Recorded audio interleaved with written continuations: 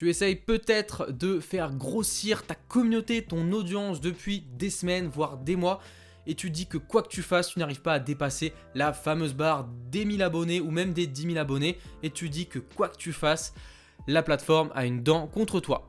Je te rassure, c'est absolument pas le cas, c'est peut-être que tu t'y prends mal. À travers mon expérience sur la plateforme, j'ai pu remarquer une grosse erreur que beaucoup de gens faisaient quand ils voulaient faire grossir des pages Insta, et je vais t'en parler dans cette vidéo. Salut à tous, c'est Thibaut et bienvenue dans cette vidéo. Comme je te l'ai dit, aujourd'hui on va parler de la plus grosse erreur que les gens font lorsqu'ils veulent monter une page sur Instagram, que ce soit une page personnelle ou une page communautaire. Cette erreur va direct avorter leur carrière sur cette magnifique plateforme qui est Instagram. Mais avant que la vidéo commence, comme d'habitude, je vais te proposer de mettre un petit pouce bleu. Ça, c'est à toi de voir si tu as envie.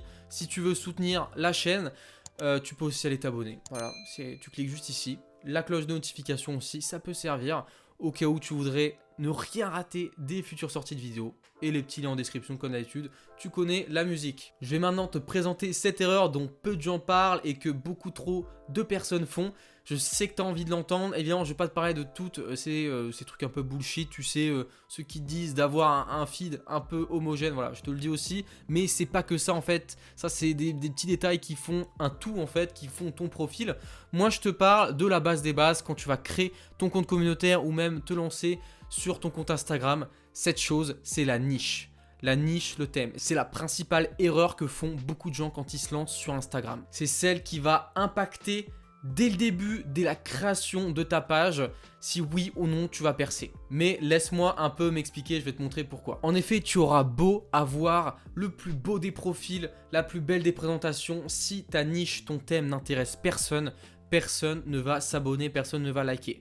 C'est le même principe pour une boutique, pour un commerce. Si tu as le plus beau des commerces, si tu as la plus belle des boutiques en ligne, mais évidemment que ton produit est nul, que tu vends du vide, et ben évidemment que personne ne va acheter. Alors que dans le cas inverse, si tu as un très bon produit, si tu as une très bonne idée de thème, que peu de gens, une sous-niche ou une niche, que les gens raffolent, et ben peu importe ce que tu vas faire, dans la limite du raisonnable évidemment, peu importe ce que tu vas faire, tu vas avoir une communauté engagée. Si quelqu'un veut un produit absolument, même si l'apparence est dégueu, eh ben il va acheter. C'est comme ça que ça marche. Et c'est pareil pour ton compte sur Instagram. Je vais donc maintenant t'énumérer les faits, les critères qui vont faire que ta niche va être à succès sur la plateforme. Dans un premier temps, on peut voir que ce qui va faire la réussite de ta niche ou non, déjà, ça va être tes objectifs. Quels sont tes objectifs?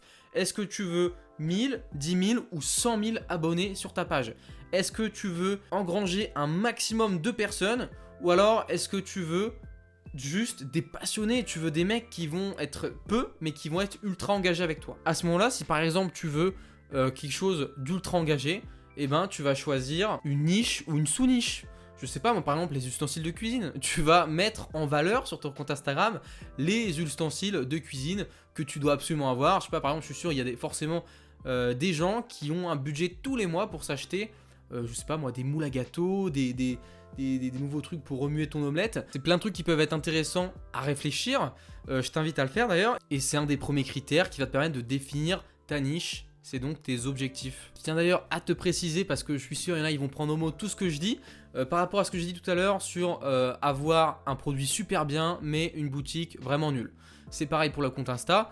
En fait, n'applique pas ça en fait. Autant avoir un total parfait. En fait, ne te base pas tout sur ta niche. La niche, imagine une pyramide. La niche, c'est vraiment la base en fait. C'est la base. Et en fait, si ta base elle est pourrie, et ben clairement, tu vas pas décoller. Tu vas pas avoir une maxi pyramide quoi. Et en fait, pour que ta pyramide soit parfaite, c'est une succession d'actions sur ton compte en fait qui vont faire que ton compte va décoller ou non. C'est des actions plus ou moins mineures, comme avoir un feed propre, ça je dirais c'est limite en deuxième, troisième, et la photo de profil, tout ça, c'est primordial, c'est quelque chose que tu dois te concentrer vraiment dessus. Parenthèse fermée, on va passer à l'étape 2.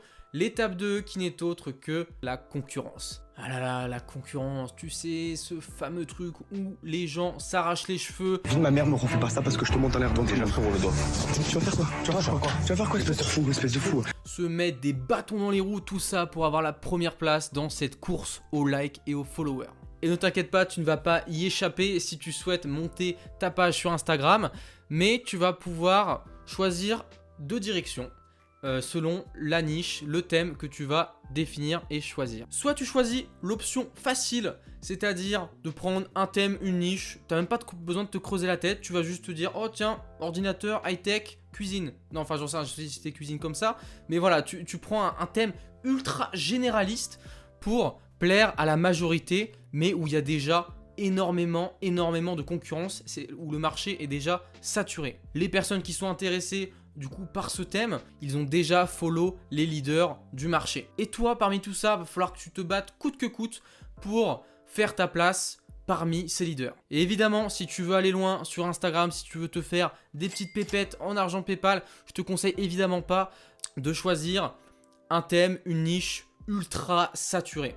C'est mon conseil numéro 1. Maintenant, si tu as une idée totalement révolutionnaire et que tu comptes totalement changer la manière dont, je sais pas, on fait la cuisine ou même tu veux inventer le nouvel écran du futur, bah vas-y, lance-toi et tu vas y arriver parce que tu vas rapporter quelque chose de nouveau, de frais. Par contre, si tu comptes faire exactement ce que tes concurrents font sans te démarquer, et ben là, je peux te dire que c'est déjà peine perdue. Dans un second temps, tu vas pouvoir choisir un chemin un peu plus difficile, mais avec beaucoup plus de récompenses à la clé. Tu réfléchis à la niche avec le meilleur potentiel.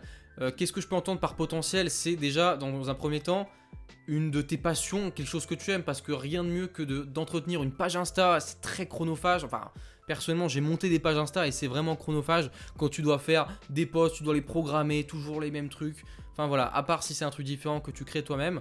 C'était comme ça pour ma part. Donc une de tes passions, ensuite, voilà, qui est une niche pas encore exploitée justement, tu vas trouver un public qui n'a pas trouvé d'offres, qui n'a pas trouvé de page à suivre. Si par exemple, t'adores, je sais pas, moi je regarde un petit peu là, t'adores les lampes et t'as pas trouvé, je sais pas moi, une page Insta qui correspond à ta passion, pour les lampes de chevet par exemple, plus précisément, parce que des lampes, il y en a un peu plus, pour des lampes de chevet. Et le moment où tu vas créer cette page Insta, que tu vas réussir à trouver cette audience, cette personne qui adore les lampes de chevet, eh ben elle va te follow et elle va interagir à fond avec toi. Dans le meilleur des cas, mon petit conseil, ce serait de te trouver une petite niche où tu es tout seul, où tu peux faire ton business sans déranger qui que ce soit. Ou alors, voilà, si tu es un mec féroce et que tu veux te battre, batailler pour obtenir ce que tu veux, c'est-à-dire 10 000 ou 100 000 abonnés, eh ben vas-y, jette-toi dans la fosse. Va dans le thème, je sais pas, du fitness par exemple, ce thème ultra exploité, ou même, voilà, si t'es combattant, le thème d'e-business où tu postes des citations sur Instagram.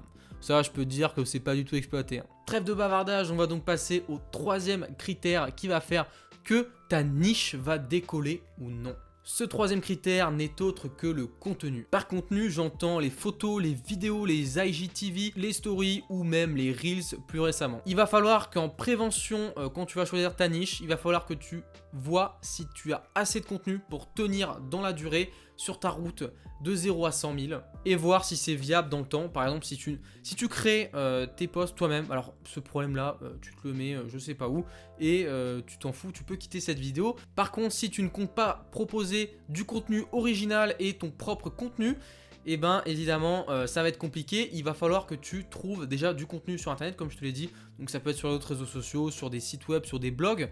Faut que tu les libres de droit aussi. Faut pas oublier que bon, il y a toujours ça qui traîne, hein. Tu peux vite te faire supprimer pour droit d'auteur et même te faire bannir. Donc je te mets en garde là-dessus. Ça m'est déjà arrivé sur plusieurs comptes. Donc voilà, finalement la question à se poser, c'est est-ce que tu vas pouvoir tenir assez longtemps avec du contenu qualitatif? Une fois que tu auras réfléchi à tous ces points, tu pourras enclencher la deuxième étape de ton compte Instagram. Donc là, tu as fait la base, tu as choisi ta niche et tu as fait toutes tes prévisions. La deuxième étape, ce sera donc de définir une photo de profil, ta bio, toute ta carte d'identité en fait. Enfin voilà, si je t'ai apporté la valeur que tu recherchais dans cette vidéo et que tu as appris un maximum de choses, je t'invite à me laisser ton meilleur pouce bleu, ça m'aide énormément. Tu peux aussi aller ici, là, juste là, clique sur le bouton, tu t'abonnes et tu actives la cloche de notification pour ne rien manquer des futures sorties de vidéos. Et t'inquiète pas, il va y avoir du très, j'ajoute encore un très lourd dans le futur. Donc voilà, je t'invite à le faire. En tout cas, tu peux me laisser un petit commentaire si tu as la moindre question, je me ferai un plaisir d'y répondre. Voilà, c'était Thibaut, je te dis à une prochaine, à bientôt.